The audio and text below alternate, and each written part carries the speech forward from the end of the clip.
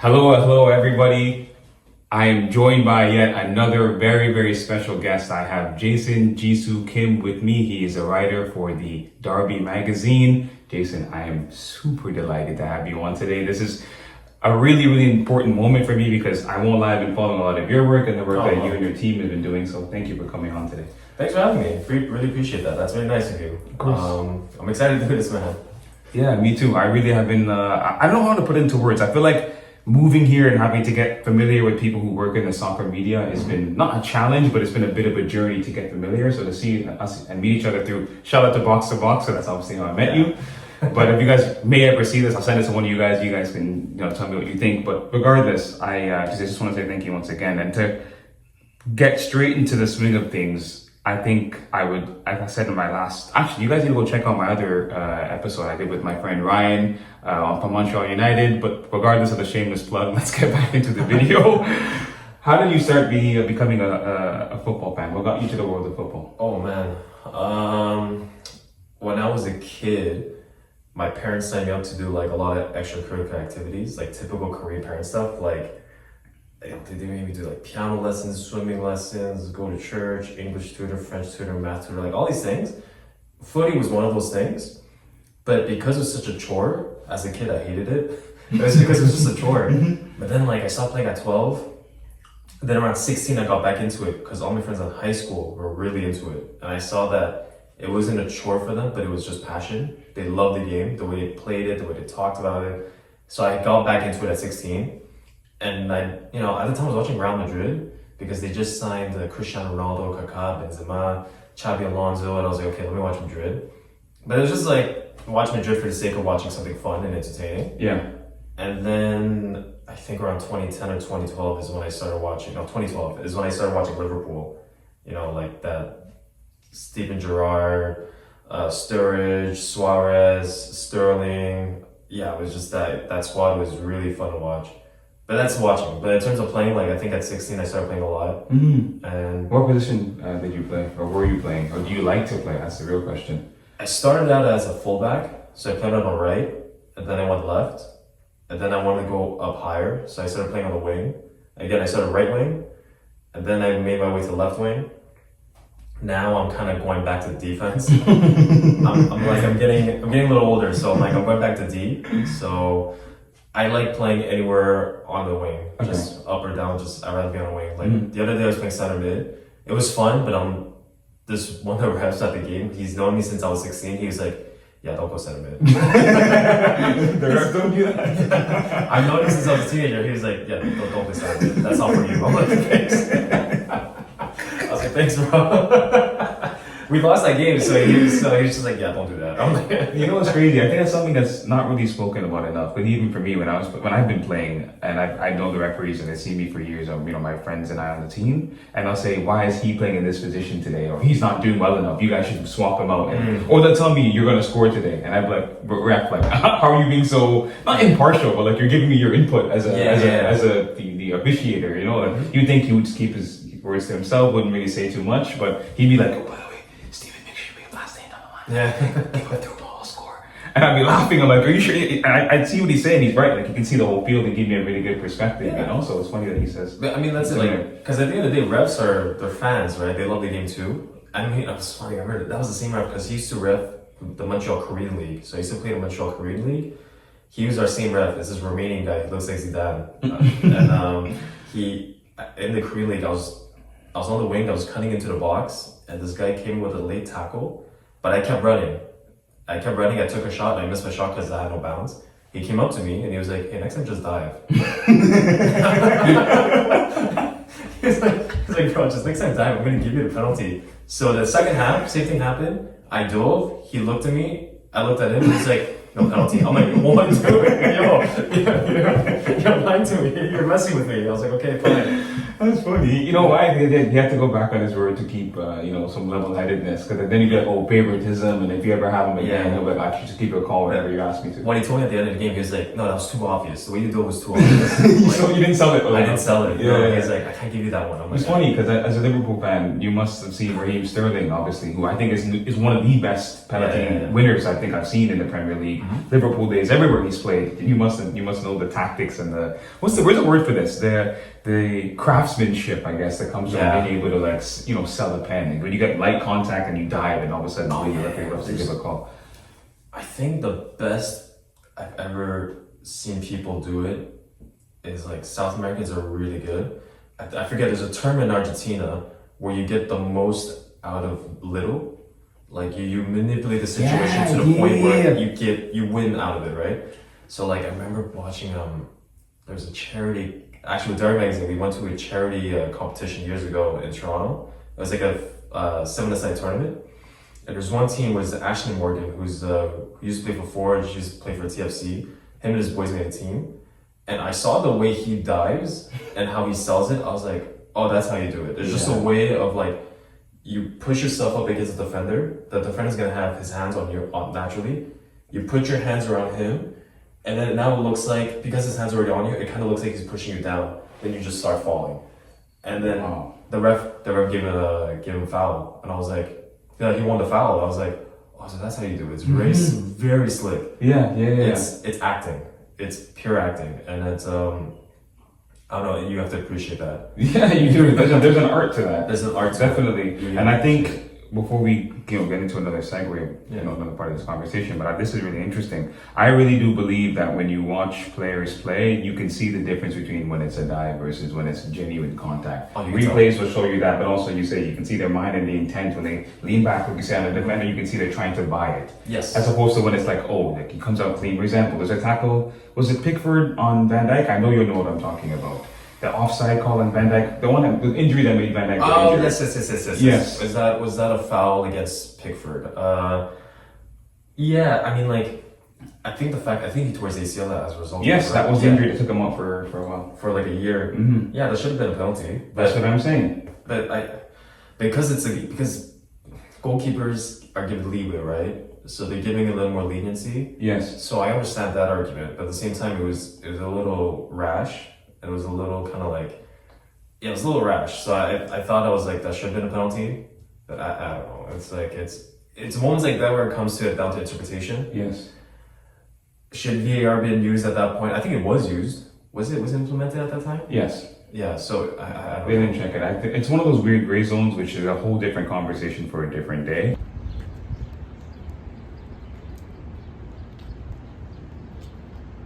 But let me ask you this. For my own knowledge and for people listening and watching's knowledge, who is your favorite Liverpool player of all time?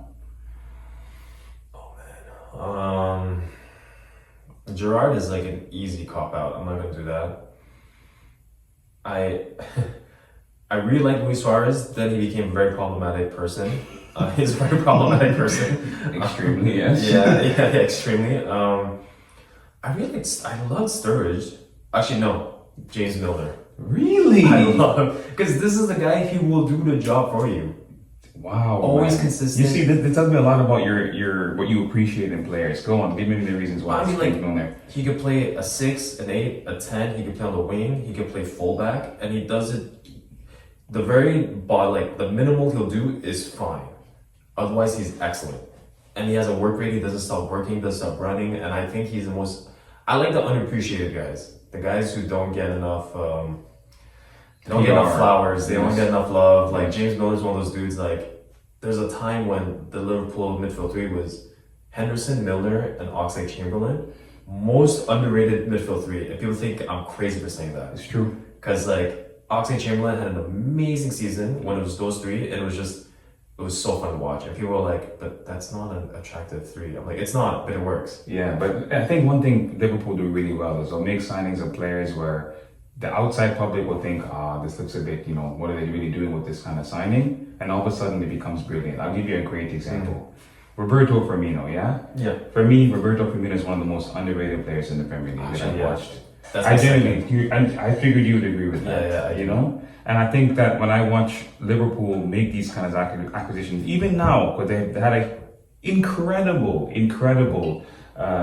transfer window, as you probably will know. And even at this time, Isak hasn't signed yet, but I'm pretty certain that will get over the line. It's happening. Yes. And to my point, the reason I'm mentioning that is because Liverpool more recently have been making more of the obvious signings, but historically with the Chamberlains, with the Andy Robertson, even the likes of let me give an example.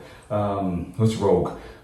Even Endo. Well, let's not gonna act like Endo is a starting player, but he gives you what he needs to give you a solid seven every single time he plays. There's some teams that when they make a acquisition of a player, they get it right. Something I envy very, very much of Liverpool. They're brilliant at that kind of Yeah, I business. think it's because it comes down to FSG, because like that's what the Boston Red Sox do. They kind of like they moneyball everything, but the way they approach it is that if we need to spend cash on this player, we'll go for it. But like that's what they did with Salah, Alisson, Van Dijk. They spent a lot of money, but that was an important. Like you have to get those guys. But I appreciate that you brought up Firmino, because I think like Firmino is the most. That's another underappreciated striker. Because every time Liverpool played against a team that liked to do a low block and just soak in the pressure, and then they would start Origi or whoever else, I'm like, it should be Firmino. Yeah. Because Firmino's comfortable in those tight spaces. And the dude's Brazilian, he's just going to dribble. Like, Brazilians invite pressure. They like being in those tight spaces. So yeah, Firmino, I agree. Firmino's really, really underappreciated. That's what I'm saying, and Liverpool are brilliant at that. Before we get back to Liverpool, because I promise I will not forget, we will. Yeah. Let's go through the rest of the journey before we get stuck in. I can talk to you about Liverpool literally all day. Out of all the top 6 teams, they're the team, as you guys listening or knowing, I know I'm a Chelsea fan myself, but out of all the top 6 teams, I would 100% tell you that I have the least amount of despise or anger. Like Liverpool winning the league for me doesn't mean anything. I'll say I'm annoyed, but I'm happy for them because I appreciate the fan base and I like the culture that Liverpool have. I'm not naive. I know there's something to love about Liverpool. No, I appreciate that. I agree. That's why, like, of all the London clubs, I grew up understanding Chelsea was the London club. Like, yeah, there's Arsenal, but that felt like in the past. And then Chelsea, I remember that there was an era where they're winning everything. They're always winning everything. My favorite Champions League final was the one against Bayern Munich at the Allianz. It's one of my favorite finals because it was like, I already loved Drogba.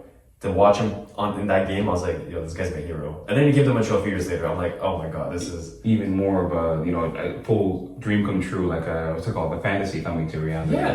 Drogba's like one of my goats. I love that guy so much. Of course, and actually one of my goats. Before we keep ripping off each other, I love Fernando Torres at Liverpool. That was one of my favorite players. Oh, he's a monster. I adored him. He was a monster. Yeah, man. Absolutely. Like I said it in my last episode or last interview. I said the same thing. I was obsessed with him. I wanted this jersey. I used to play FIFA 2010 World Cup with Spain, and I would just abuse using Fernando Torres. I was obsessed with him.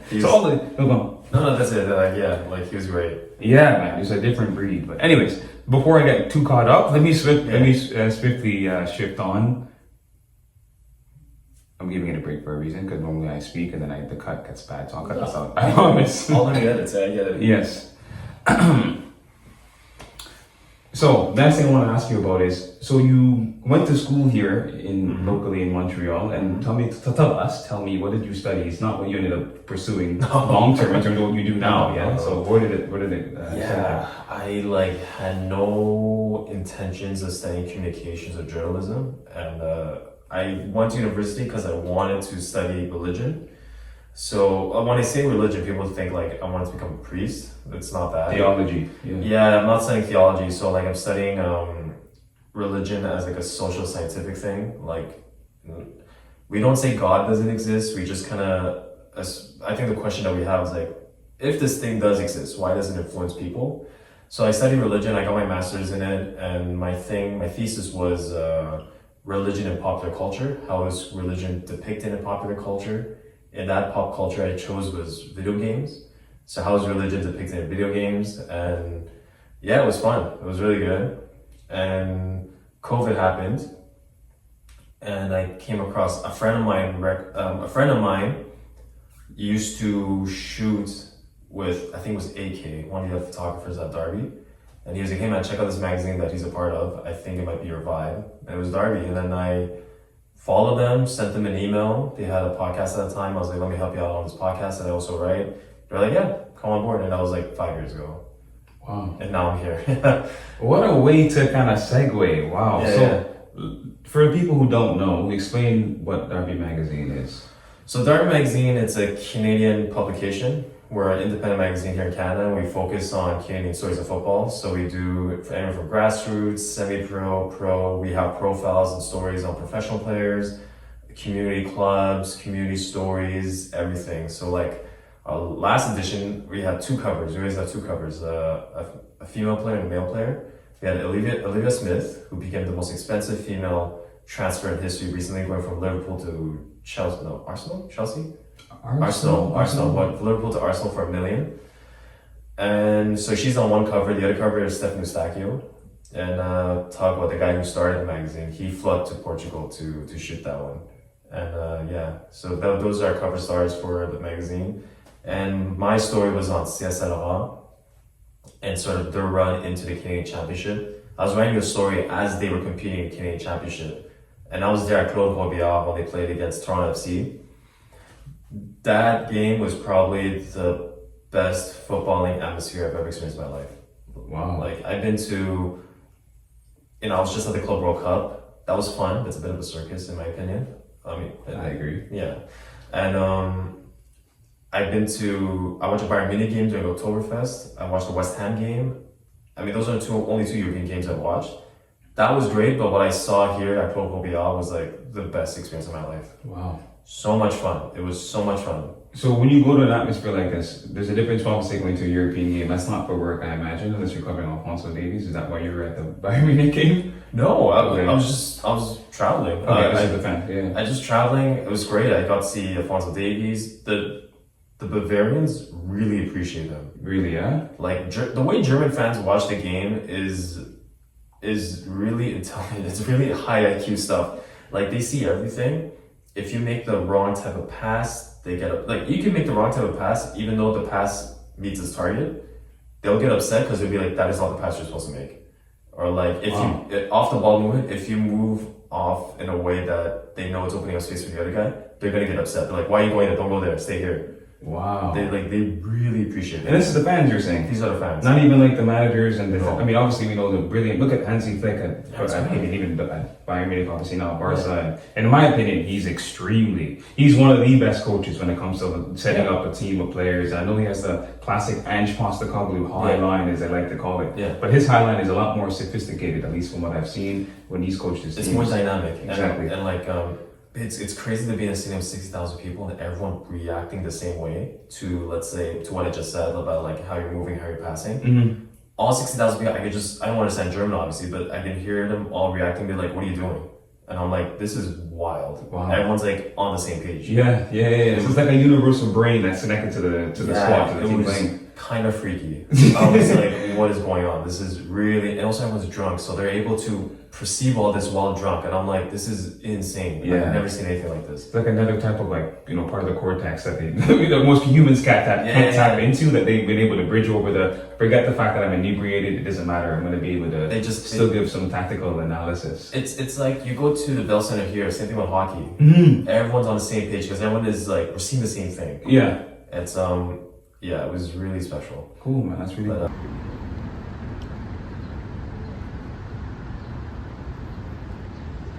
So tell us exactly what you do for Darby. You don't do any photography, huh? Strictly writing. Just writing. And do you do interviews yourself as well? So yeah, that's it. So with the writing, when I write stories, I have to interview all these people. I get this. What is that like? Scary, fun? No, not scary. You know what I mean when I ask that. I know what you mean. Like, I get a little anxious before doing it. It's more like I just want to get started, and not so much like I'm nervous about the person. Mm-hmm.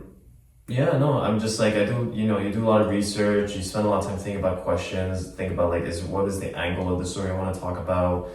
How to get in deeper with. I guess the one thing I was learning over time is like try to understand, like put myself really in their shoes.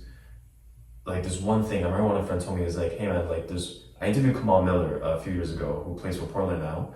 The guy that played alongside Lionel Messi for Inter Miami. Yeah, for a season, and then like he was in Montreal for like 2-3 seasons. Yes, you spoke with him. Yeah, so I got to know him a bit. You're just gonna name drop that casually, like. No, it's just. Yeah, go on. But it's just an example. Like I was interviewing him, I was talking to him. Like, we met before, like we were like friendly, and I asked him a question. He was saying like, every time you have to go from like Scarborough, I think, to Vaughan, which is like in Toronto, which is like a 1 hour drive.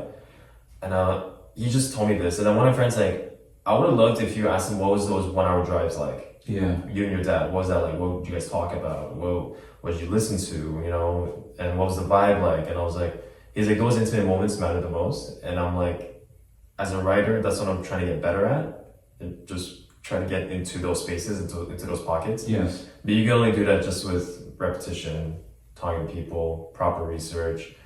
Yeah, sorry, I think I deviated from your question, but like it's fine. but yeah, like yeah, I write for a magazine, and it's been great. I love it. It's a lot of fun. No, of course. What does the evolution within the job look like? Like, did you start in one role and switch to another, or have you always been doing the same thing? Do you have more responsibility now that you've been there for 5 years? Obviously, yeah, I think we're a small team. We're like 6-7 people. I think now we're about to add an 8th, and like we all have a lot of responsibilities.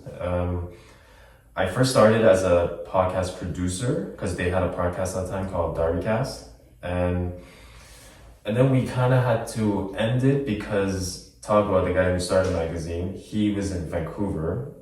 AK, the other photographer, he was in Windsor. Now he lives in Montreal, and I'm in Montreal. So we were doing this through Zoom.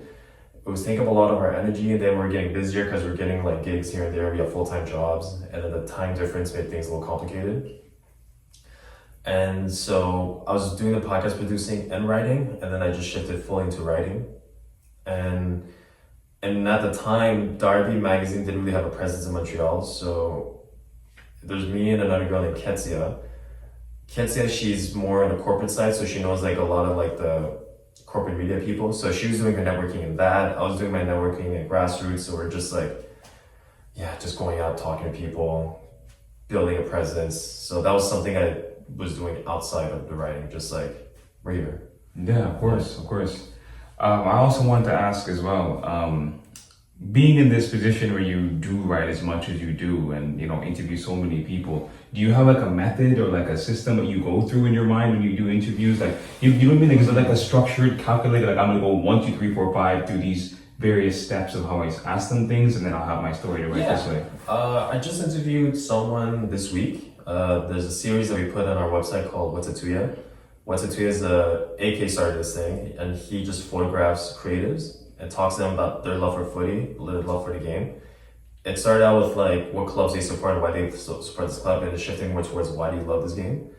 So he does photography, and he asked me to come on board recently to do the interviews. And what I did with this last interview is like I just had a bunch of random questions, just kind of like almost question vomit everything. I look at it, then I kind of reshape everything to kind of have it a flow. What's the angle? Is there a theme? And then I add more questions, delete questions. You just kind of refine. But then once you interview the person, things could shift, and you come up with new questions. And those new questions might be the exact thing that's missing. And maybe the interview's done. You're looking back at it. You're re-listening to everything, and you're like, "Oh, I have some follow-up questions." And you go back to that. So it's like, for me, I think step 1 is put all the questions you have out first, then try to think of like, what is the theme? What is the angle?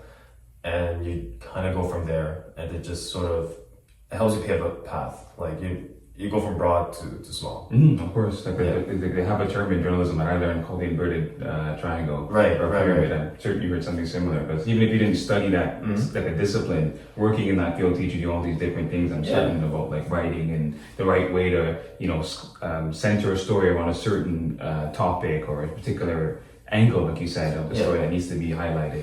Yeah, like, because I come from a more academic background, I think it's similar in a way where you have a broad idea, and then you try to bring it down to distill it to support your argument, or even to disprove your argument, just to distill it to that point. And it takes time. I'm still learning, so like I'm still learning, and it's I think when people get discouraged, they get discouraged because they think it's the final product. I think you don't have this problem, but like I think it's like, if you're just comfortable with the process and the journey, I think that's when it really becomes fun. Definitely. Yeah. So I'm still learning. Like, I'm not perfect. I'm still trying to get good. Of course. I mean, I've been really impressed. I can't lie. I can tell you. I find it really fascinating, and this is why I'm even more intrigued, is because I can't tell you how many times I've heard people in life tell me they study something in school or whatever, a separate, you know, vocation that they take on. and what they're doing is not related to what they really end up pursuing in life. As you and I were talking about off camera, you were saying to me how initially this is not what you were going into, but you have so much love for this now that I don't see you not doing this, not continuing this anymore. I wish, if there's one thing I want to change, actually I wouldn't change anything. Of course, it makes who you are. Exactly, that's what I was saying. I know what you mean, yeah. I know exactly what you mean. Yeah, the PR answer is also like how you might feel a little bit as well. Like I might slightly change it something, I can go into the sooner. I know what you mean. Oh, yeah, that's funny. Like, because like I don't regret studying religion. I loved it, absolutely loved it. But it would have been nice if let's say someone would tell me, like, okay, well, you like soccer. Why don't you do something with that through journalism or through communications? Like, if only someone could have been like kind of pushing more towards that way. But I regret nothing because now I'm here where I'm supposed to be. You know, when I came across Darby, I was like, oh, I was supposed to be doing this. You know, this was what I was supposed to be doing from the beginning. So I'm just happy to be here. You know, no, of course, man. And again, couldn't be happier for you. I can see it in your energy, just how like not only dedication, but dedication with the right purpose. Like I said, sometimes people gotta do things to make ends meet. That's not why you're doing this. You're doing it because you love what you do. Yeah, I love it. You know, and that's a great combination to have. Like people say, combine your passion with something that will help you live your life, and I think that's just helping you do that. Yeah. Let's switch gears a little bit because I want to kind of change into something that I know you know a lot about because you write about it a lot, obviously, which is the Canadian men's national team and also the women's team as well. I'm going to get into that. And let's talk about that next. Okay. What do you want to know? What I want to know is, what is your thoughts for, let's start in more recent times before we get back to your opinion on the national team as a whole, but let's start with the men so that they played more recently. Yeah. They just got dumped out or they lost their footing and losing in the quarterfinals? Yeah, against, was it Honduras? No, not Honduras. It was Guatemala. Yeah. It was against Guatemala. Forgive me, I should know the flags. No, yeah, because to me it's all white and blue flags. Exactly, and I don't mean to say that they're like I'm mixing them together, but they're all kind of similar. They are. That region of Central America, they have about 4 or 5 that look very, very, it's overlapping. Pattern. Yeah, it's like blue bars, white banners. Exactly. Exactly.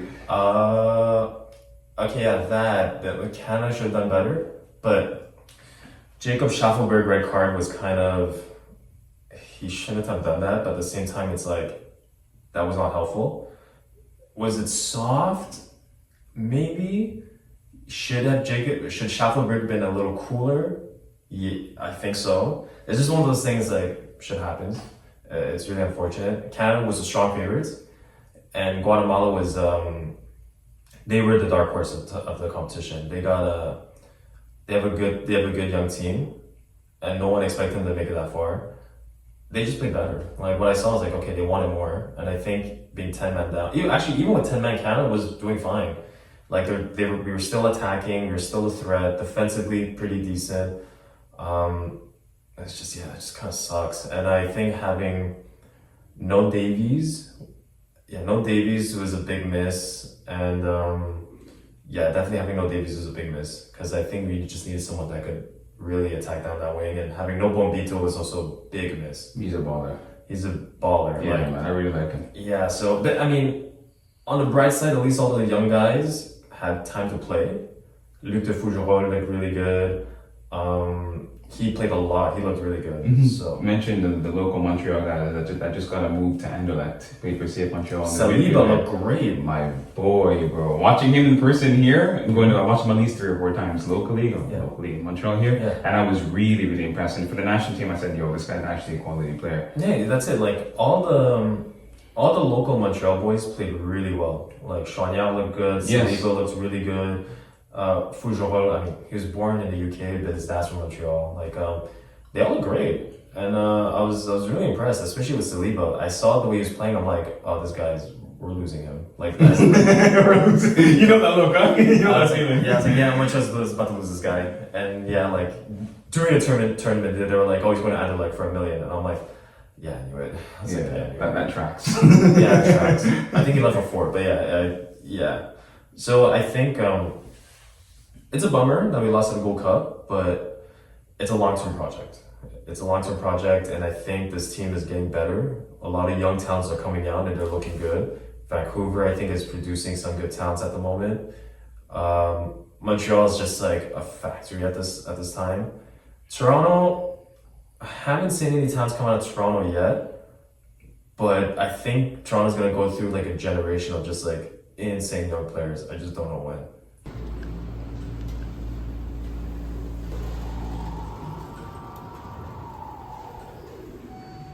No, I agree. It might be in the next 5, 10 years. Who knows? There's something I wanted to ask you about as well. Kind of like rewind down a little bit. Yeah. Being from the capital city of Ottawa and then coming here kind of gives me the side of like the progression of how grassroots football really is changing in Canada. Yeah. Because in Ottawa, I have to be honest, at one point when I was playing, and people a bit older than me would say the same thing, that they didn't really care too much about soccer. They inject a lot of infrastructure and energy, time, money, all of that stuff, the investment you can think of. But I really do think, and I want to get your opinion, would you say that from you living here and you seeing grassroots, that's what you were kind of, making your network on, that you notice a big surge and like they're putting a lot more effort into, building up the right development plans for players and youngsters to go far in the game, So they got rid of the AA, AAA stuff. They got rid of it, and it's really good what they're doing, because like I think like here when I was younger, soccer here was kind of I don't know, not gatekeeping. Like it's not really gatekeeping, but like it was just like it was very different, and it was very like there was nepotism as well, and it was just a different scene. It was very different, and it felt very Sunday league. But now it's way more professionalized. It's way more streamlined. Everything is focused on producing talent.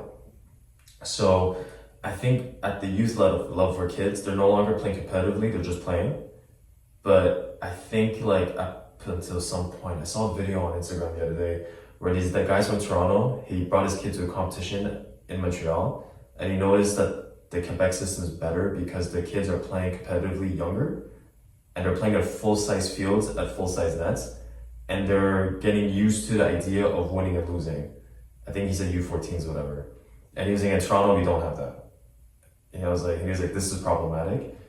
And in Quebec, we do. And like I said, now we have League 1, League 2, League 3, Ligue Espoir. And now they have promotion relegation within the semi-pro system. So everything's indicative of like producing talent. So producing talent, creating good competition. All the clubs that compete in the league systems are pretty good, and it's gaining a lot of traction at the grassroots. So all these clubs have proper fans coming in. It feels like like non-league football in the UK. It's really nice. It's changed a lot, and I think Quebec soccer kind of realized like we need to start producing talent, because Bombito is a good example. Bombito was like, he went through the college system, no professional academy picked him up. And through community college, gets drafted to Colorado. Then in the first 2 seasons, everyone's like, yo, who's this guy? And he's from Montreal. And then everyone in Montreal's like, why did we not get him? How did he end up in Colorado and not in Montreal? Which says a lot. And I think Canada soccer, especially with Jesse Marsh, he's like, we need to fix all that. So, in a long-winded way, that's your question. Montreal's come a long way. It's come a long way. There's a lot more investment in here. In Saint-Henri, there's a park right behind Joe Beef, the restaurant. There used to be a baseball field, now they're building a footy pitch there. So it's changing. No, of course, and I think those small details tell you just how much the direction of like a universal, like people kind of coming together and saying, we know there's something to be like, I don't know what the word is, but I'm trying to say this more eloquently. But what I mean is, there's clearly similar thinking amongst people in the bigger, people higher ups who make the decisions in Canada soccer, where they realize there's a direction to follow here. Yeah. There's clearly There's clearly a trajectory that can keep going higher and higher and higher, where we're not just finishing and dropping out in the quarterfinals, of a Gold Cup. We can actually go on to win it. And the reason why I think that is because having a coach like Jesse March, who's very well experienced, and having people who actually care about wanting to win. One thing, and I'm not saying this to hate on Canada whatsoever. I'm born and raised here. I have no reason to hate on it. But I would know, based on my own experience coaching and also just seeing it, that like you're mentioning about winning and losing, that's a really important part of the other countries that we're competing against. They have that instilled from when the kids maybe 2 or 3 years old. Yeah. And I'm not saying it's good because it can definitely cause trauma for some youngins where they're so fixated on, if I lose, I suck. Yeah. However, it does instill in you that fire to say, like, when I'm playing, like, it means something. And it gives you that extra push to say, when we play together, like, we have a common goal, not just get your participation trophy and move on, I think that's really important because, like, That's a problem. I think like a lot of European players when they came to MLS, they were always astonished that there's no promotion relegation. So if you're bottom, you don't care if you lose. You're like, well, what's gonna happen? I'm not going to like MLS two. I'm just gonna stay within the league. And like in Europe, if you're relegation battles are fun to watch because these dudes are fighting for their lives, right? Because that's how much losing means to them. We cannot lose. We don't want to go back to like championship. We want to stay in the Premiership, right? And I think it's good that League One instilled the promotion relegation because at least with those young guys, they understand the consequences of losing. If you lose the league, you go down the level, right? And I know I agree with you. We need that idea of like there's real consequences to losing. Like you lose a game, okay, I'm bummed out. But like you lose a season and nothing happens, okay, whatever. There's always next season. But if you lose a season and then you get bumped down a level, you're like, okay, I really need to start winning, you know? Exactly. And that's why it's, you know, obviously it's hard to compare with Europe, but Europe, they have promotion relegation. South America, they have promotion relegation. Africa, they have promotion relegation. So in Asia as well. So like losing means a lot more. So if you can instill the idea like, I cannot lose, yeah, it's like, it's gonna have an effect on your mental health, but maybe I'm old school, but like, that's just competition. You're not old school. On this podcast, on this channel, that's exactly what I'm saying. I would say that to my kids that I coach all the time. I say, let's forget about the fact that, I have to repercussion. No. When you're playing with an actual objective, a real one, not just playing for the sake of playing, that's part of the mindset you need to have. Yeah, like you lose. It's like, okay, like, yeah, that feeling sucks, but you can't run away from that. That's just life. Like, you have to confront it, and then the question you have to ask yourself is like, what am I gonna do about it? Are you gonna sit in a corner, cry, and mope about it? Or you're gonna stand up and say, okay, what can I learn from this so I can not experience that again? And also accept the fact that you will experience that again, and that's okay. It's okay. Like, these feelings suck, but it's okay. Yes. No, exactly. There's two quick quotes I need to give just for you and I to really get on the same page. In order to succeed, you need to fail. That's one thing I completely believe in. Failure is the first step to success, at least from my own experiences. And secondly, which I know you're going to agree with this one, is that, am I going to forget it? I think I might. But the point I'm trying to make, and I'm not going to remember the second quote now, there's too much in my brain. But you know what I'm trying to get at. That you need to, in order to get to the next step, you need to know what it means. Oh, I got it now. It doesn't matter how hard you fall, it's how well you're able to bounce back, or how quickly you're able to bounce back from the setback. 100%. You know, there's that famous Rocky quote. There's a famous Rocky quote where he says the same thing like that. Like, that's how winning is done. It's not about how hard you hit. It's about how hard you can get hit and keep going. Yes. Yeah. I've seen the movie. I know exactly what you're talking about, of course. It's a great quote. I'm like, yeah, it's accurate. It is. Yeah. So like, I say this. I lost my third. Like, we have like a recreational league. We lost our Thursday game. I'm still bothered by it, but I'm like, you just learn from it. I'm like, okay, what could I have done better? And I was like, oh, okay, well, I gotta practice. That's it. Yeah, exactly. You gotta get back in the lab and knock in as it's. Yeah, just go to because like my shooting wasn't great. Everything else was fine. My shooting wasn't great. I was like, okay, I just gotta work on shooting at this specific angle and just work on that.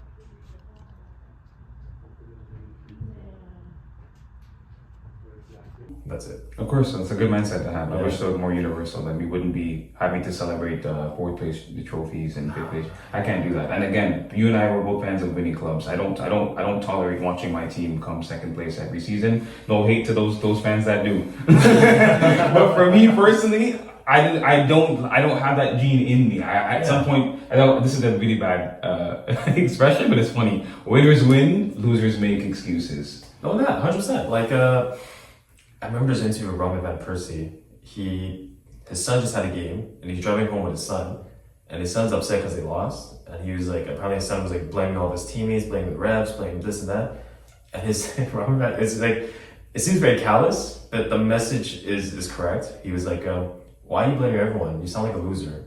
Losers blame, find excuses. No, you don't blame your teammates, don't blame the refs, accept the fact that you lost, and what are you gonna do about it? You know? Exactly. But the way he said it, I was like, it's kind of mean. But like, it's a bit harsh to your son. But I understand because it's Robin Van Persie.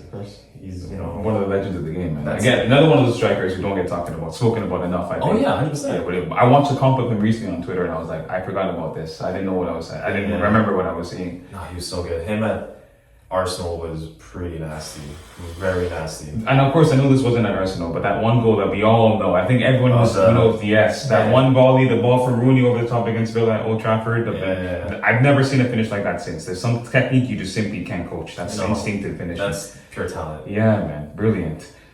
Final thing I want to touch on before we close down now is, what is your biggest highlight when working at Darby? What are you most proud of since you've been working there? Oh man, every magazine we launch, like when you work on a magazine, it's a lot of hard work.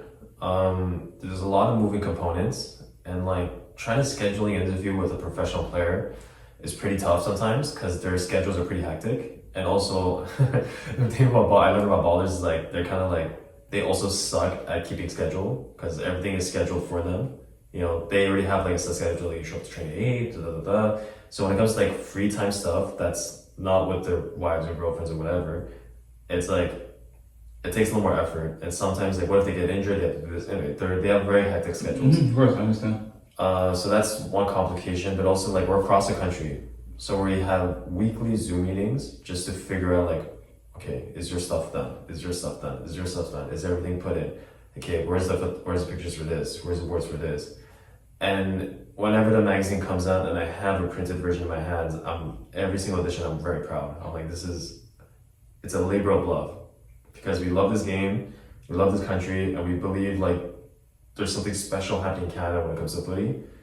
So every magazine is just like, I'm very proud because it's, like I said, it's a lot of work. Of course. It's a lot of work. Of course. And I mean, with good quality that comes out of it. Yeah. But on that note, as you just mentioned, actually, no, I will ask you this, because it is just to kind of really make sure. I do this at the end of all of these now. What is next for Darby? What is next for you? Is there another goal or something you're looking to achieve in this? Like a bigger objective than obviously being consistent as you guys have been? Yeah, like I think we just want to do more.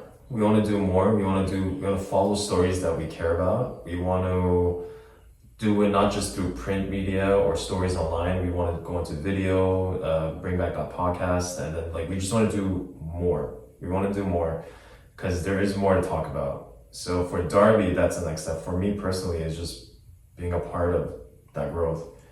I think like for myself, it's just like I want to be better as a writer, and at least just be recognized, even just within Montreal. I'll be so happy just within Montreal where everyone's like, oh, that's that guy when it comes to writing. That's it. Like I just want to get good. So that's all it is. I just want to get good. Of course. But with Darby, it's just, I think for us is like we just keep going, keep growing, and just follow the stories that are not being told. Of course, I'll let you give a shout out. I mean, I can do it myself, but I'd happily let you do it. Make sure you guys go ahead and subscribe. Is that the right word? I guess subscribe. You can subscribe. Follow us on Instagram, Twitter. I think we have TikTok. I'm not on TikTok, so yeah. All the socials, DarbyMag. You can go on our website, DarbyMag.com. We're there. We also have a weekly newsletter that I write myself, and like three of us, we work on this newsletter called the Northern Pitch. The northernpitch.ca, it's a weekly roundup of everything that's happened with Canadian footy. So like whether there's players abroad or players here, CPL news. So like there's a lot of different news and different sources. So we kind of curate everything into one platform where you can read the newsletter. It comes out every Monday morning. You can read that through in 5 minutes. So you guys heard it here first. If you're not doing that, I don't know where you've been. You're missing out, because this is definitely some excellent content. But again, Jason, I cannot thank you enough for joining me. I'm extremely grateful. Yeah, thanks for having me. Yeah, man. I hope you enjoyed the conversation. I hope you learned a lot today. So I hope you guys learned a lot too if you're listening and watching. With all of that said, it's been me again, of course, Steven. As always, I'm joined by yet another absolutely incredible guest. Thank you guys again for watching, and again, make sure to leave a like and to comment if you want to see more of the Darby Mag crew, because hopefully it's not just Jason I speak with, or if it's him again, that's great. I mean, obviously at his discretion, but I figure he wouldn't be annoyed by that. But let me know if you guys want to see more of that. I definitely will bring that in the future. But for now, again, goodbye.